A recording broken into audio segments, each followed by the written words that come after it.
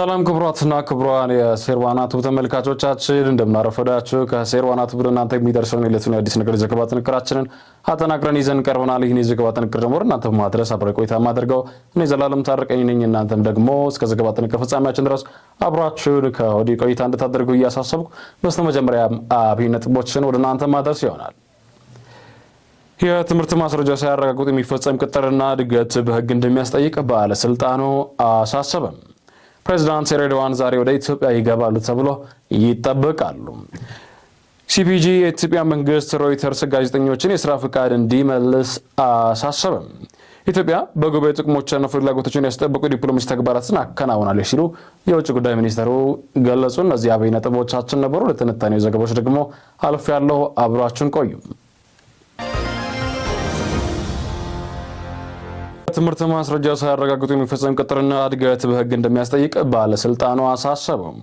የትምህርትና ስልጣን ባለስልጣን ለሁሉም ከፍተኛ የትምህርት ተቋማት በአገር ውስጥ የተገኙ የትምህርት ተቋማት ማስረጃዎችን ሳያረጋግጡና ከውጭ ሀገር ለተገኙ ደግሞ የአቻ ግምት ሳይሰሩ የሚፈጸም ማናቸውም የቅጥር የደረጃ እድገትና የጥቅም ከፍተኛ በሕግ እንደሚያስጠይቅ አሳሰበም። የባለስልጣኑ መስሪያ ቤት ይህንን ማሳሰቢያ የሰጠው በፌዴራል መንግስት አፈጻጸም አካላትና ስልጣናት ተግባር መወሰጃ በአዋጅ መሰረት ነው።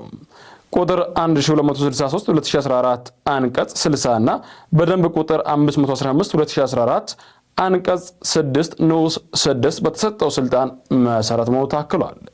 በትምህርት ሚኒስቴር መምሪያ ቁጥር 990 2016 አንቀጽ 4 እና 10 መሰረትም በአገር ውስጥ የተገኙ የትምህርትና ስልጠና ማስረጃዎች የማረጋገጥና በውጭ ሀገር ለተገኙ ደግሞ የአቻ ግምት የመስራት ኃላፊነት እንዳለበት አክሎ በዚህ መሰረት በየተቋሙ የሚገኙ የአካዳሚክ የምርምር እንዲሁም የአሰራር ሰራተኛ ትምህርት ማስረጃዎች እንዲያረጋግጡ ያሳስበው ባለስልጣኑ በተለይም ከግል የትምህርት ተቋማት ለተገኙ ማስረጃዎች ቅድሚያ በመስጠት እንዲረጋገጡ እንዲሁም ከውጭ ሀገር ለተገኙ አቻ ግምት እንዲሰራላቸው አሳስበዋል።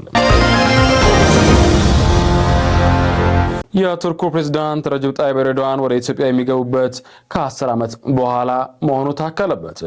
ይህ ጉብኝት በሁለቱ ሀገራት መካከል በኢትዮጵያ የቱርክ ኤምባሲ የተከፈተበት 100ኛ ዓመት የሚዘክርበት በመሆኑ ከፍተኛ ዲፕሎማሲያዊ ጠቀሜታ እንዳለው ተገልጿል።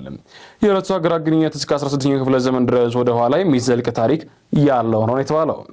የሁለቱ ሀገራት ግንኙነት የቆየ ግንኙነት እያደገ የመጣው የኢኮኖሚ ትስስር እና የአንካራን ቀጠናዊ ዲፕሎማሲያዊ ሚና አጉልቶ ያሳየ ነው። በጠቅላይ ሚኒስትር አብይ አህመድ ጋባዥነት መሰረት ለዛሬ ማክሰኞ የታቀደው ይህ ጉዞ ፕሬዝዳንት ኤርዶዋን ከ10 ዓመታት በኋላ በሆነ ጊዜ ውስጥ ወደ ኢትዮጵያ የሚያደርጉት የመጀመሪያ ጉብኝት ነው። በኢትዮጵያ የቱርክ አምባሳደር ቤሪክ ባራን እንደገለጹት ይህ ጉብኝት ቀድሞውኑ ጠንካራ የሆነ ግንኙነት ከፈት የሚያሳይ ነው። ቱርክና ኢትዮጵያ በፖለቲካ፣ በኢኮኖሚ እና በማህበራዊ ዘርፎች ስልታዊ ግንኙነት አላቸው ሲሉ አክለዋል። ጉብኝቱ በሁለቱ ሀገራት መካከል ያለውን ግንኙነት ወደ ላቀ ደረጃ የሚያሸጋግር መሆኑን ተገልጿል ሲል የዘገበው ትሪያት ወርልድ ኒውስ ነው። ስፔን የኢትዮጵያ መንግስት ሮይተርስ ጋዜጠኞችን የሥራ ፍቃድ እንዲመልስ አሳሰበ። የጋዜጠኞች ተሟጋች ድርጅት ስፒች የኢትዮጵያ መንግስት የሶስት የሮይተርስ ጋዜጠኞችን የሥራ ፍቃድ እንዲመልስ ጥሪ አቀረበ። ባለፈው ሳምንት የኢትዮጵያ መንግስት በአዲስ አበባ ለሚገኙ 3 የሮይተርስ ጋዜጠኞች የሥራ ፍቃድ አለማደሱንና 39ኛው የአፍሪካ ህብረት የመሪዎች ጉባኤን እንዲዘግብ የተሰጣቸው ፍቃድ መሰረዙ ይታወሳል። እርምጃ የተወሰደው የዜና ወኪሉ ኢትዮጵያ ለሱዳን ፈጥኖ ደራሽ ኃይል የአባላት ማሰልጠኛ ካምፕ ገንብታለች የሚል የምርመራ ዘገባ ካወጣ ከጥቂት ቀናት በኋላ ነው። የኤስፒጂ አፍሪካ ፕሮግራም አስተባባሪ ሞቶኪ ሙማ ድርጊቱን በዓለም አቀፍና በገለልተኛ ፕሬስ ላይ እየታየ ያለ አሳሳቢ ጭቆናና የቁጥጥር እርምጃ አካል ነው ብለውታል። ባለስልጣኑ የሮይተርስ የሥራ ፍቃድ እንዲመለስና ትችቶች የሚያቀርቡ ጋዜጠኞች እንደ ስጋት ከመመልከት እንዲቆጠብም አክሎ ገልጿል። የኢትዮጵያ በጉባኤ ጥቅሞቿና ፍላጎቶቿን ያስጠበቀ ዲፕሎማሲ ተግባራት አከናውናለች ሲል የውጭ ጉዳይ ሚኒስትር ገለጸ። ኢትዮጵያ በአፍሪካ ህብረትና በጣሊያን አፍሪካ ጉባኤ ተቋሞቿን ፍላጎቶቿን ያስጠበቀ ስኬታማ ዲፕሎማሲ ተግባራት ማከናወን የውጭ ጉዳይ ሚኒስትር አስታውቀው የውጭ ጉዳይ ሚኒስትር ዴታ አምባሳደር ብርሃኑ ጸጋዬ በሰጡት መግለጫም በአዲስ አበባ ህብረቱ ዋና መስሪያ ቤት የተካሄደው 48ኛው የአፍሪካ ህብረት ስራ አስፈጻሚዎች ምክር ቤት ስብሰባ፣ ሁለተኛው የጣሊያን አፍሪካ ጉባኤ እና 39ኛው የህብረቱ መሪዎች ጉባኤ በስኬት ተጠናቋል ተብሏል።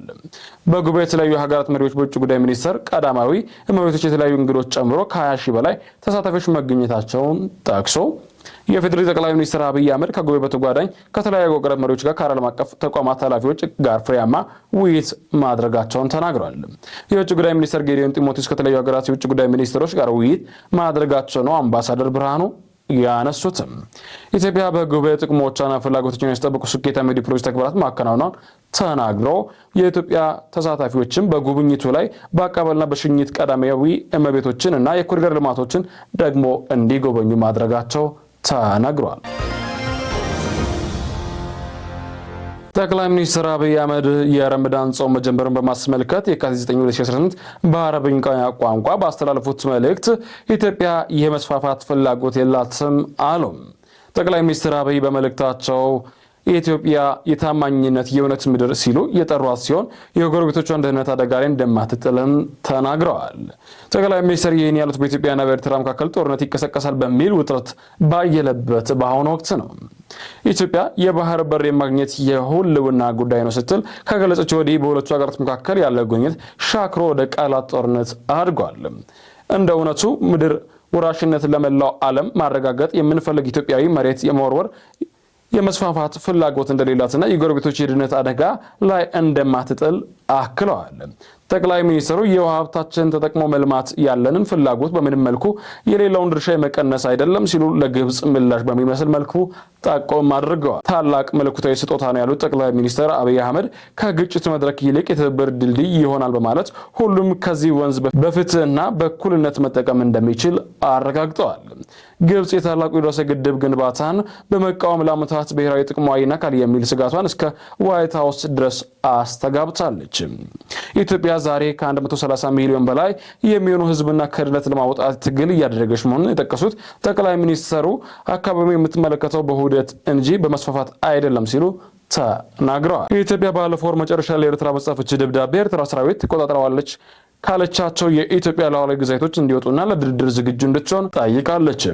ለዚህ ምላሽ የሰጡት ኤርትራ በበኩሏ የውጭ ጉዳይ ሚኒስትር ጌዲዮን ጢሞቴዎስ የተጻፈውን ደብዳቤ ሐሰትና የፈጠራ ስልት ነው ስትል ውድቅ አድርጋለች። በኤርትራ ውጭ ጉዳይ ሚኒስትር በየማነ ገብረ መስቀል በኩል ክቡራትና ክቡራን የሴርዋናቱ ተመልካቾቻችን ለዛሬ ያዝናቸው ዘገባዎች ይህን ይመስሉ ነበር። አብሬ ቆይታ ያደረኩትን የዘላለም ታረቀ የነበሩ ሰናይ ቀን እያልኳችሁ በዚህ ተሰናበትኳችሁ።